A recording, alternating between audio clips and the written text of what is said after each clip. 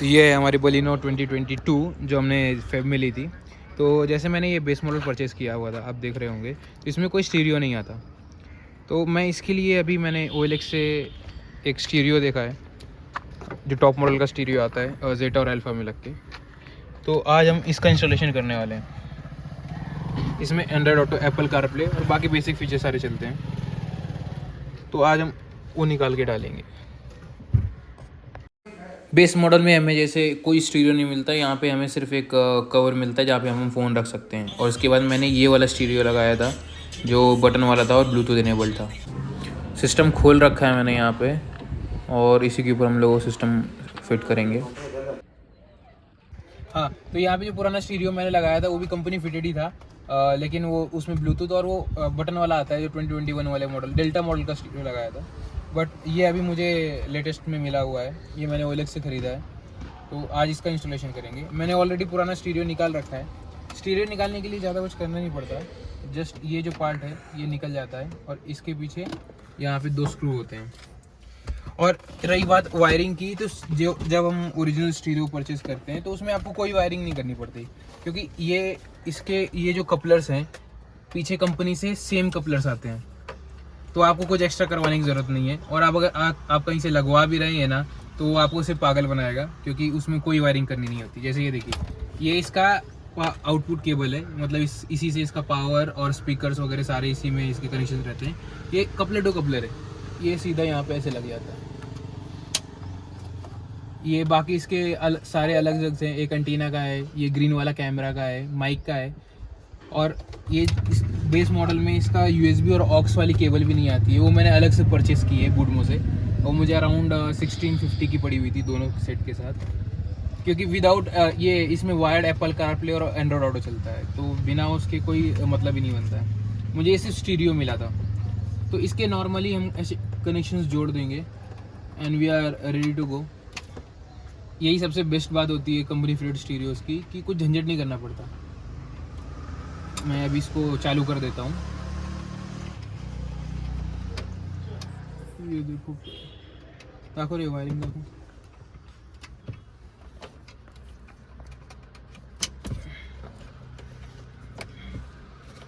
ये मैं पे चेक कर लेता हूँ पहले इसको लगा के। मैंने YouTube पे तो अभी तक नहीं देखा कि किसी ने बलिनो के बेस मॉडल में उसका टॉप मॉडल का स्टीरियो लगाया हुआ। ये मेरे हिसाब से फर्स्ट टाइम ही होगा।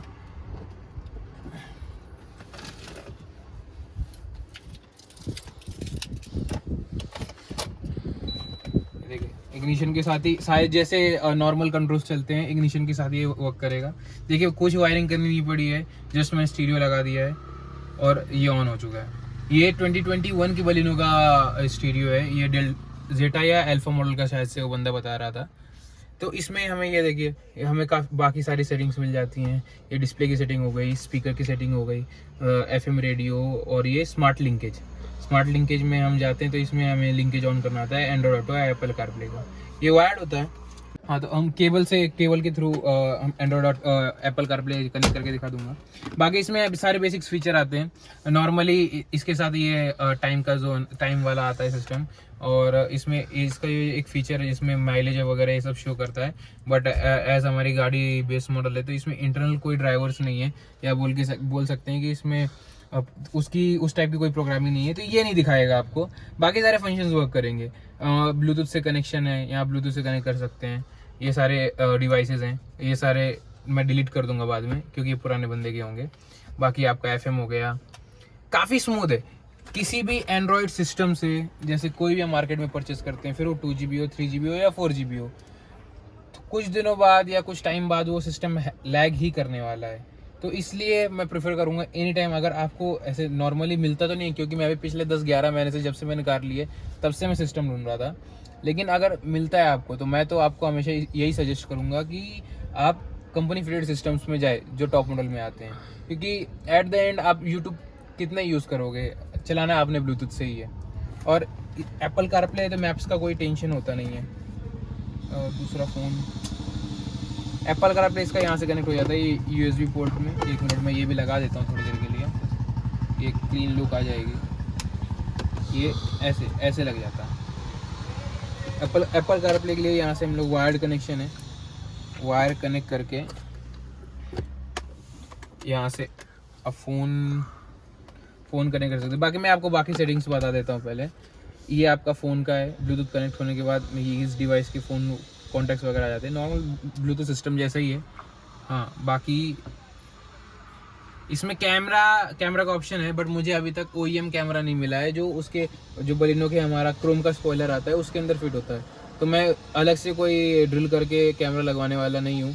मैं उसके लिए भी कंपनी फिट स्टूडियो मैंने ऑर्डर कर दिया है बूडमो से। तो फिर जब वो आएगा तो वो कपड़े टू कपड़े कनेक्शन हो जाएगा। उसके लिए मुझे कोई वायर कटिंग करने की या कुछ होल वगैरह करने की ज़रूरत नहीं है, वो स्पॉइलर के अंदर ही लग जाता है। तो तब वो डायरेक्ट इसका कैमरा भी चालू हो जाएगा क्योंकि कपलर्स रहते हैं उसके।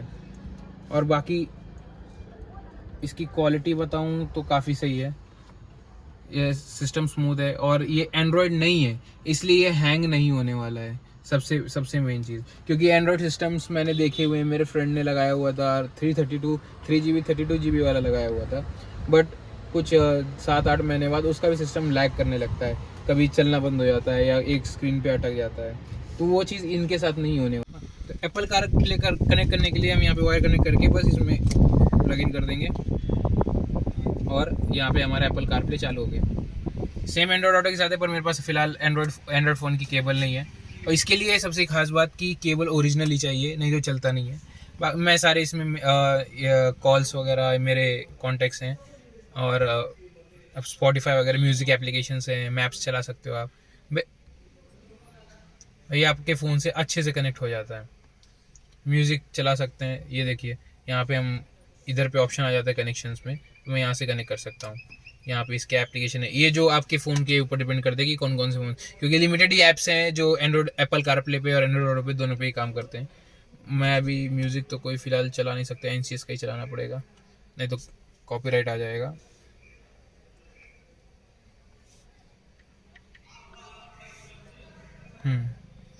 और क्वालिटी साउंड क्वालिटी काफ़ी इम्प्रूव हुई है पिछले सिस्टम से, क्योंकि पिछले सिस्टम का आउटपुट इतना नहीं था, इसका स्लाइटली बेटर लग रहा है, अराउंड 10 to 15% का इम्प्रूवमेंट होगा।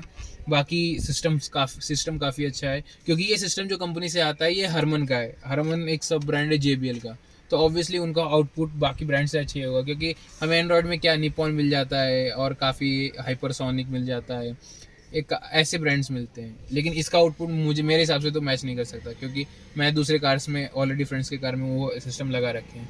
मैंने उनको भी सजेस्ट किया था, पर उनको ये सिस्टम मिला नहीं। बाय गुड लक मुझे मिल गया। इसका मैं कुछ आउटपुट सुना देता हूँ आपको NCS का।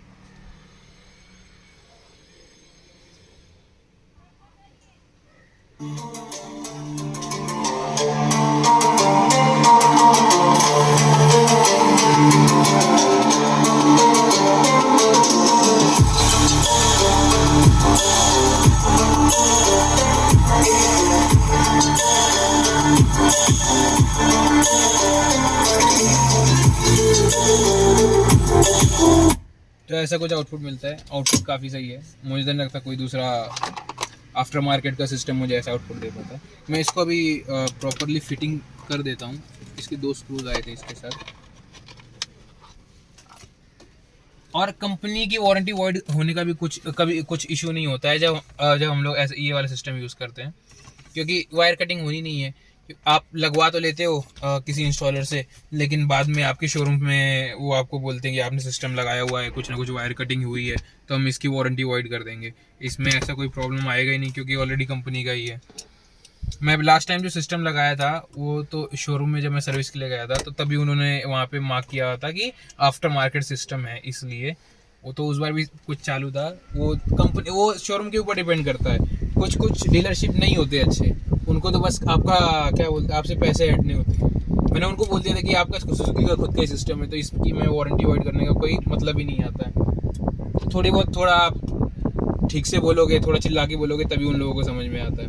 नहीं तो ऐसे तो आपको बता देंगे, नहीं यार आपकी वारंटी वॉइड हो गई, आपने ऐसे करवाया। बाकी मैंने करवा तो रखा है गाड़ी में बहुत कुछ, मैंने एम्बिएंट लाइटिंग भी करवा रखी है, लेकिन उसकी वजह से मेरी अभी तक वारंटी वॉइड नहीं हुई है। लेकिन सिर्फ 2 स्क्रू लगाने हैं आपको, और ये आपका हैज़ार्ड फ्लैशर की लाइट है, कनेक्ट हो जाएगी। और ये कुछ लॉक्स के इससे ये वापस ये हो गया परफेक्ट फिटिंग आपके सिस्टम की, and you are good to go. ज़रूरी नहीं है आप किसी फिटर के पास ही जाओ, क्योंकि एक स्क्रू ड्राइवर तो सबके पास ही होता है। वहाँ पे आप जाओगे इसी सिस्टम को फिट करने के लिए अराउंड वो 400 to 500 चार्ज करेंगे। इससे बेटर कि आप खुद ही कर लो। लेकिन हाँ, अगर आपको नहीं समझ में आ रहा है, क्योंकि इसमें मल्टीपल लॉक्स होते हैं, अगर आप कॉन्फिडेंट नहीं हो तो मेरे हिसाब से आप इंस्टॉलर से ही करवाइए, क्योंकि अगर उसका एक भी लॉक टूट गया तो फिर आप गाड़ी चलाते टाइम पे वो आवाज़ करेगा। बेस्ट है फिर आपको नहीं आता तो आप करवा ही लो। बाकी ये था हमारा सिस्टम, अब इसका रिव्यू हम बाद में देंगे। चलिए मैं आपको इसकी कैमरा की प्लेसमेंट दिखा देता हूँ कहाँ पे है।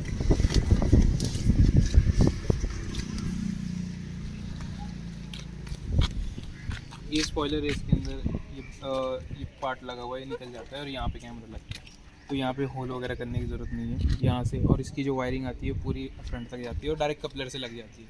तो मतलब वायर कट करके हम नॉर्मली हम जो कैमरा लगाते हैं तो उसमें इससे बैकलाइट से एक वायर कट करके उसमें ज्वाइन करते हैं उसको पावर देने की। बट इसमें वो प्रॉब्लम नहीं है क्योंकि वो सीधा आगे सिस्टम से जुड़ जाएगा।